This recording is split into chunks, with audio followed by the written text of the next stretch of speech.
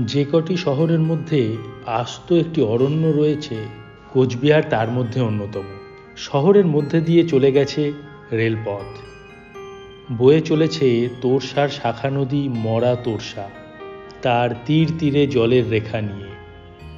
এই নদীর পাশেই শাল বাগান, শাল আর সেগুনের বন আকাশ ছুঁয়েছে এখানে। পাখির ডাকে মুখরিত এই বন। সকাল বিকেল শরীরচর্চাকারী আর ভ্রমণকারীদের দেয় অক্সিজেন। বাকি সময় নিরিবিলি বাসা দেয় সাপ, গোসাপ, বনবেড়াল, শেয়াল আর পাখিদের।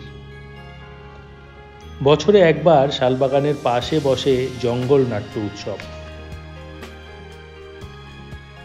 কচিকাচাদের কলকাকলিতে ভরে ওঠে এলাকা, আর পাকদণ্ডী পথে জুতোর তলায় মশ মশ আওয়াজ করে শুকনো পাতারা। কারা যেন কবিতা শোনে কান পেতে।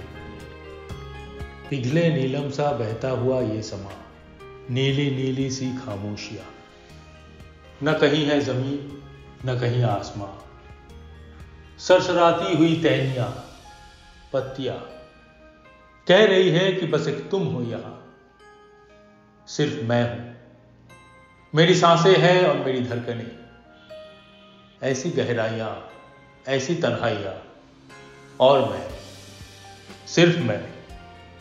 अपने होने पे मुझको यकीन आ गया।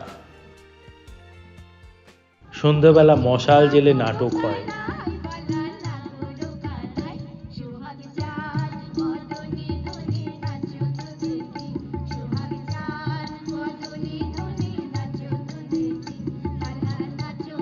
ভেসে যায় লোক সঙ্গীতের সুর মরা তোরসার জলে। রাত বাড়লে নিভে আসে মশাল, শুধু জল জল করে জোনাকির আলো।